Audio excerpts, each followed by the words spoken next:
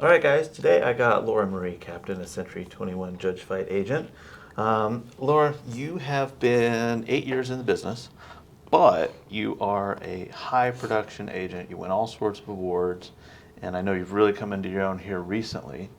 You've had a productive career, obviously, but the recognition, especially from Century 21 Judge Fight, has really come in the last 5 or so years, and you just keep climbing and climbing.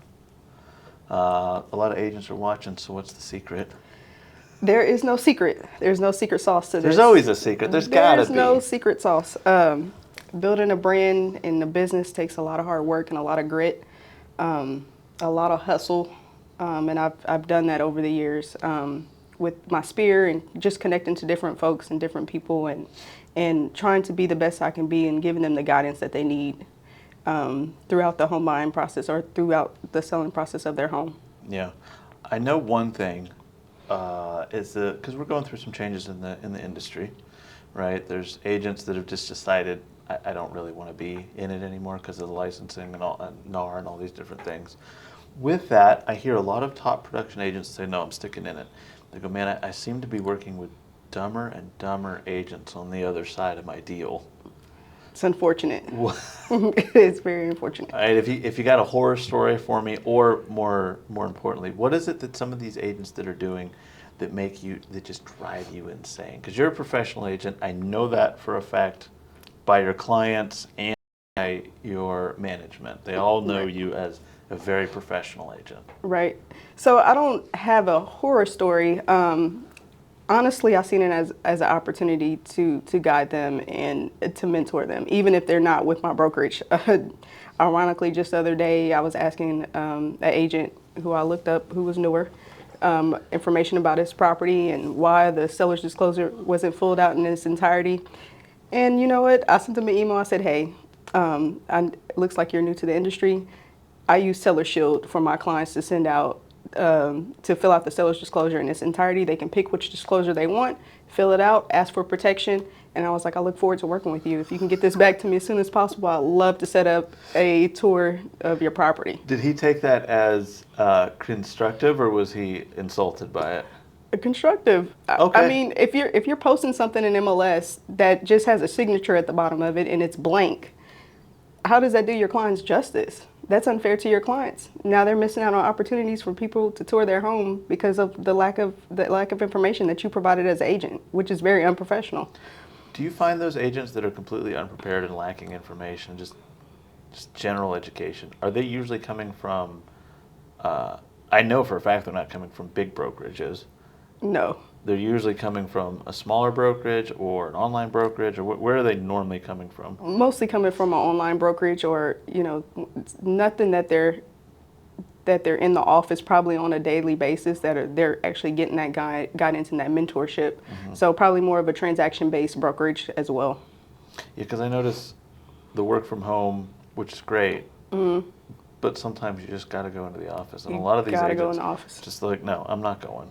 No, you have to. It's a business. This is not something that you just do for fun, do on the side. I mean, these are large transactions. People are spending an average of $450 and upwards to purchase a house. So why you have to take that in consideration. This is not any amount of money being spent, but this is this is there forever. This is an investment. It's a huge investment, mm-hmm. and I personally know a lot of clients, they want to see a conference room. There's something about walking into an office and knowing, "Hey, can we sit in the conference room and have a little meeting?" Right. And that, for me at least, that brings a lot of value. Just having a space, professional environment, and like I keep saying about you, a professional agent. Mm-hmm. Do you notice that your clients sometimes want to come into the office and sit down? They do. They do. Even with the lenders that I work with, they take the opportunity to sit down with the clients and let them know what the pre-approval process looks like. But also it sets expectations. So they know what to expect from you, you know what to expect from them, and then you can kind of go from there within guiding them and make sure that everybody's on the same page with what it takes to purchase a home. So.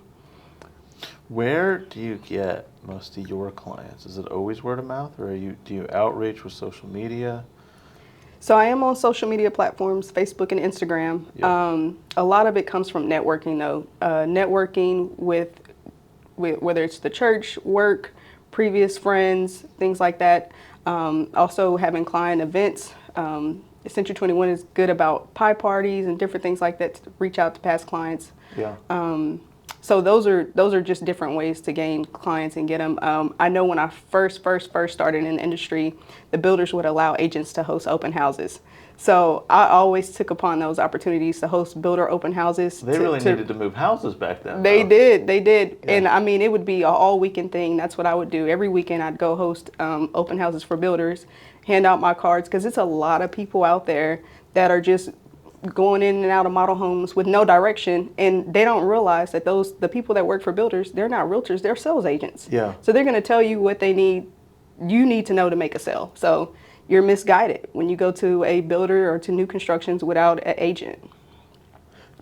I grew the inspection business with open houses as well. So in the very beginning, when I was just anything and because I started the element inspection kind of around the time that COVID was just letting agents back into the office, but so many didn't want to go back into the office. And so I'd come in with my tacos and do my little spiel, and no one's there. Right. But they were hosting open houses. And so Friday, Saturday, Sunday, I'd be out touring the neighborhoods looking for open houses. And I'd go in, walk in, and I would make a map every Saturday and every Sunday. And I'd try and hit about 20 houses, walk in with my stuff, introduce myself. And amazing networking, and a lot of times say, hey, can I leave like 10 cards for your clients that are walking through if they need an inspector? No, that's genius. And it worked. It's genius, because honestly, when you think about it too, when people buy houses and they don't have the direction, they don't get an inspection, especially when it's new construction. Yeah. They don't. And then they're like the builder's warranty. They think they can reach the builder after. You can't find them. It's crickets. So so we talk about that. Almost every guest I have here talks about the horrors of new construction. Yes. And how they try and convince their client, you got to get a third-party inspection. The municipal inspector doesn't really care about quality. He's just making sure that the safety violations have not been broken.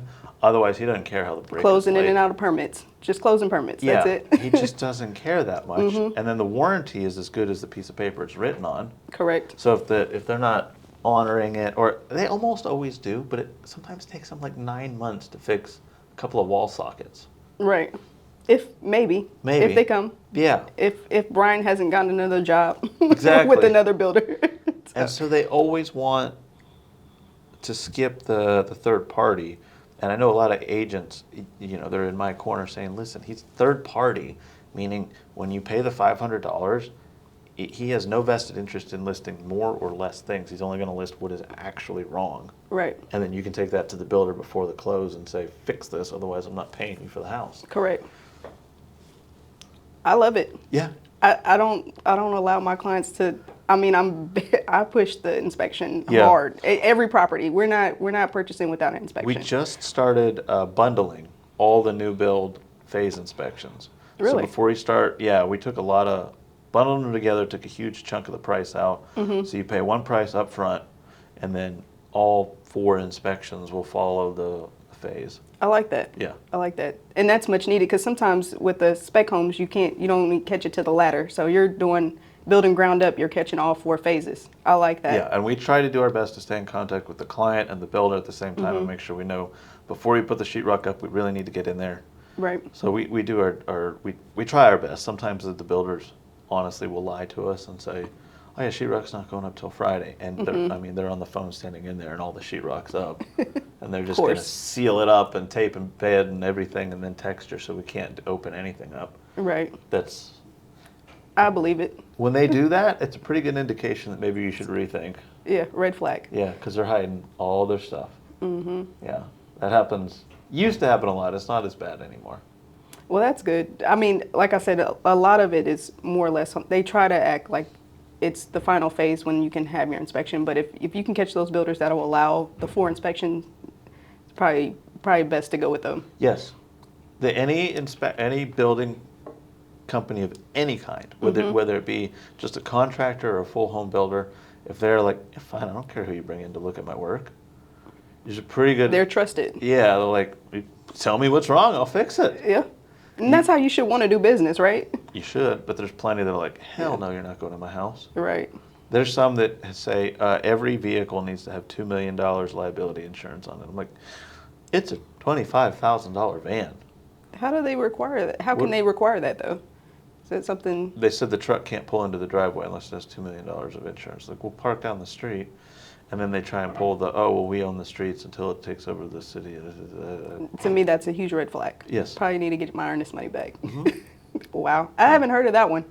That's interesting. Now, I've had the ones where they do need a copy of your insurance name and not a problem. License and everything before making the appointment, which I'm like, of course, you can have it all. Yeah.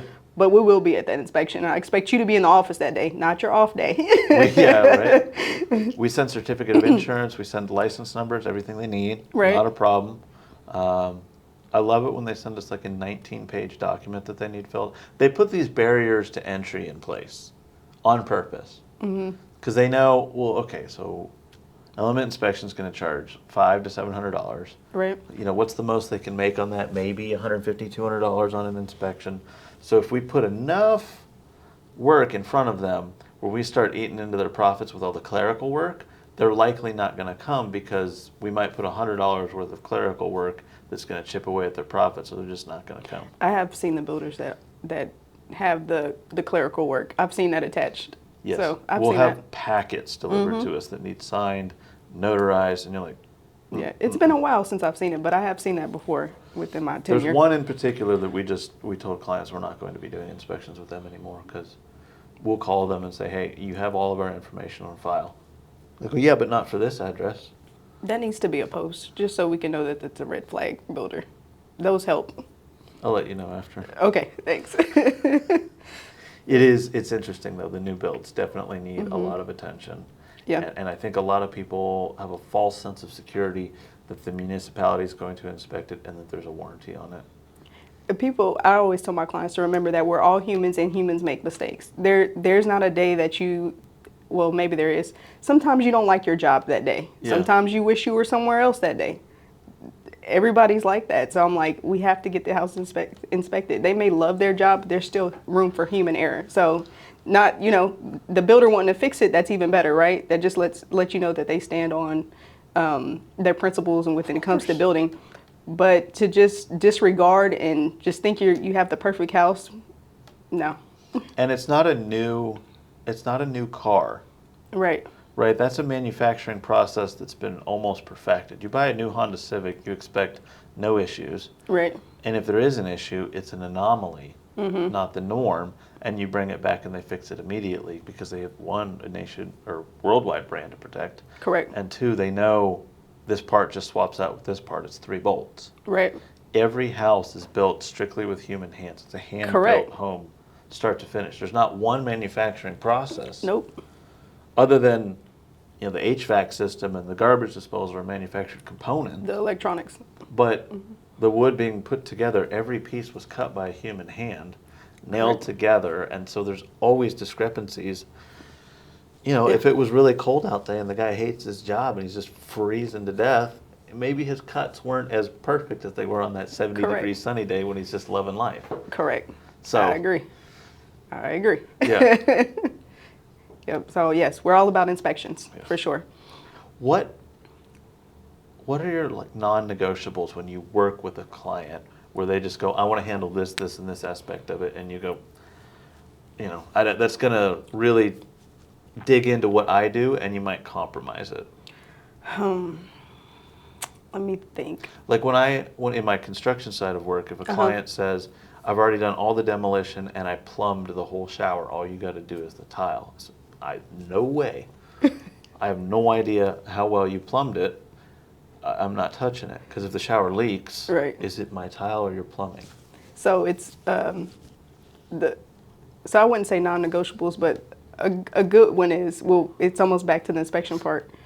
When their dad hasn't purchased a home in 40, 50 years and he thinks he knows everything from the pre-approval process to what the home should look like to if it's a good fit, to the inspection. He's an attorney, a construction expert. Correct. He's everything. Can we line through this contract on this part? That wasn't in mind when I purchased my home. So that the family that hasn't purchased in the last 5 years, that thinks they know it all, or they had their real estate license back in the, back in the day.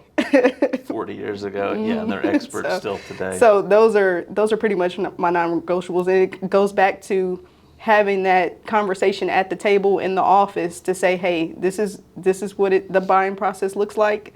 This is what we're gonna do. This is how it looks.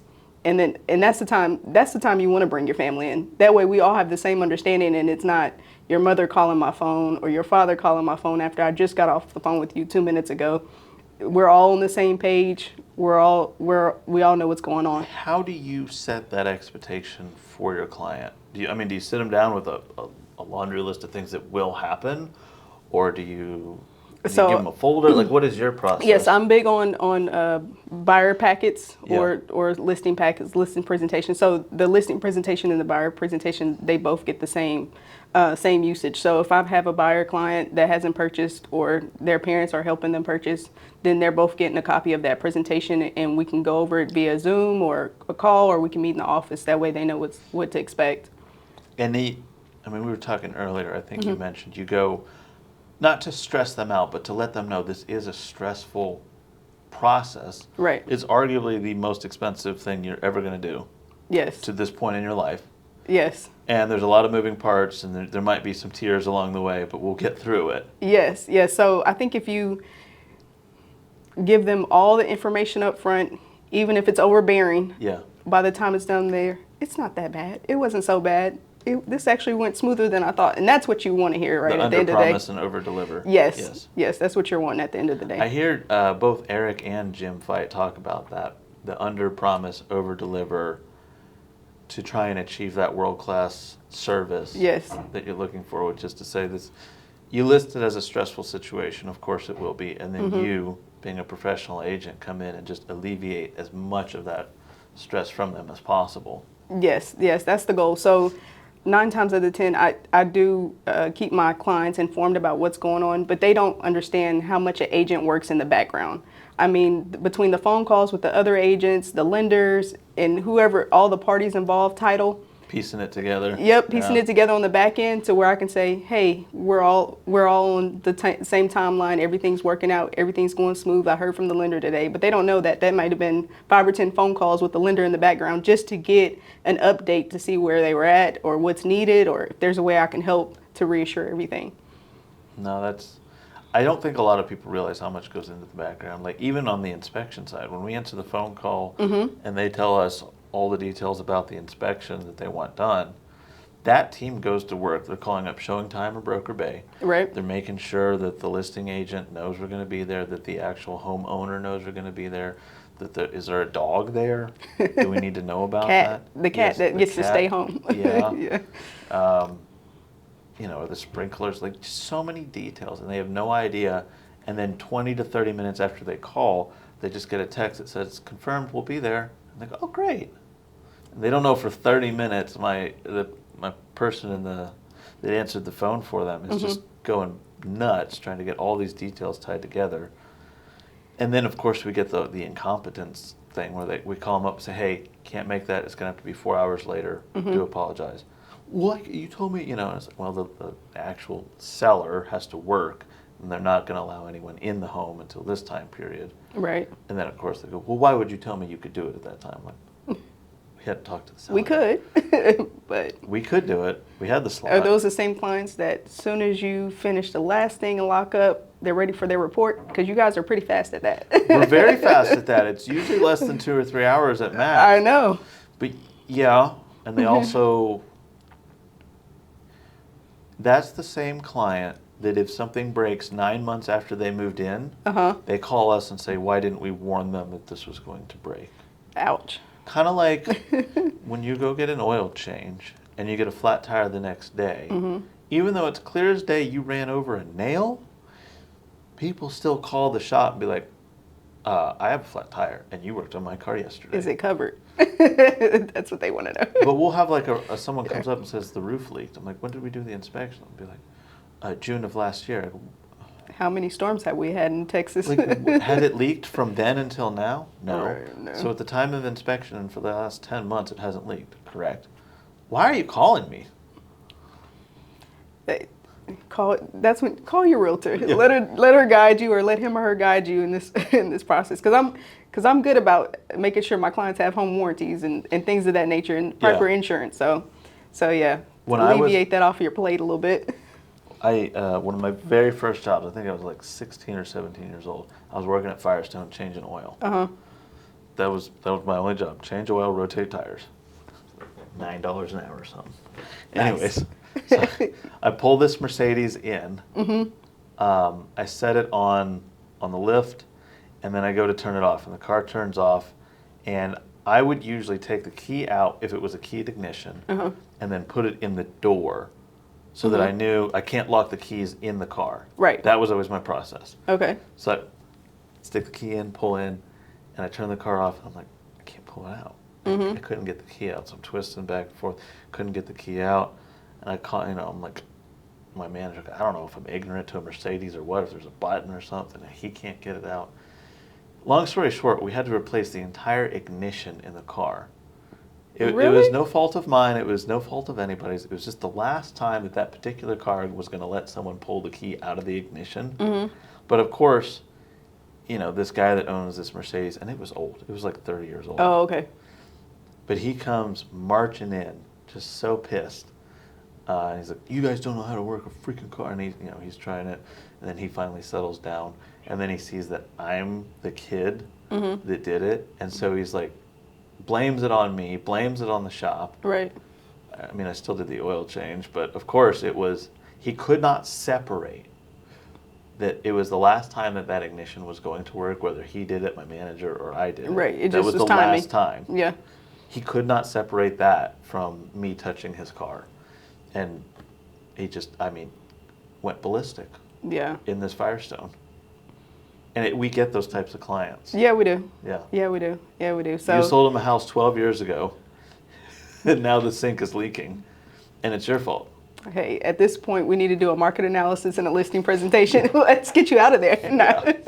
No. It's always good because the one thing I do love about Century 21 Judge Fight is we have a vendors list. You guys are on there. Yes. So it helps, right? Because if I get those quick texts that, hey, Laura Marie, I have something going on with my property. Do you have a vendor? I'm like, boom, here's the link. These are our preferred vendors. Let me know if you need anything. I'll shoot whoever an email, Lewis an email, let them know you're going to reach out. That way I can make sure you're taken care of. I love that. And even in my presentations, I include that vendors list. So they have that. Yeah. Yep. Along with their moving you got guide. Everything from roofers to plumbers to you got your Everything's whole on laundry there. list of everyone that you trust. Yep. And I love that, especially for my construction business, when realtors give my name out to their clients because they know and trust me. Right.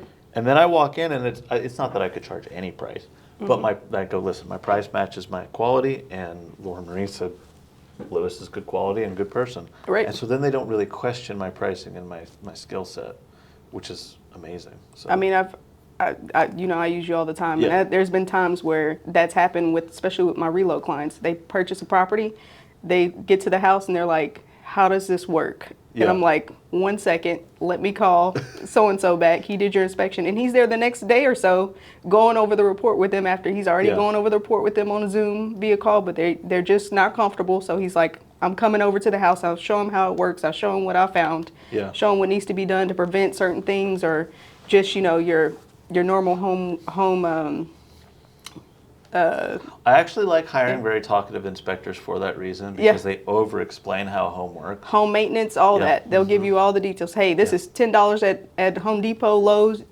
Go buy it. It's minor. It's minor, right? There's something that may look major to us because we're just in fear of we never done it before. Yeah. So one question that my inspectors get asked all the time that we tell them they're not allowed to answer is, would you buy this house? That's the number one question. I go, listen, I'm a general diagnostician. I put all the results down, and that's for you and your agent to discuss.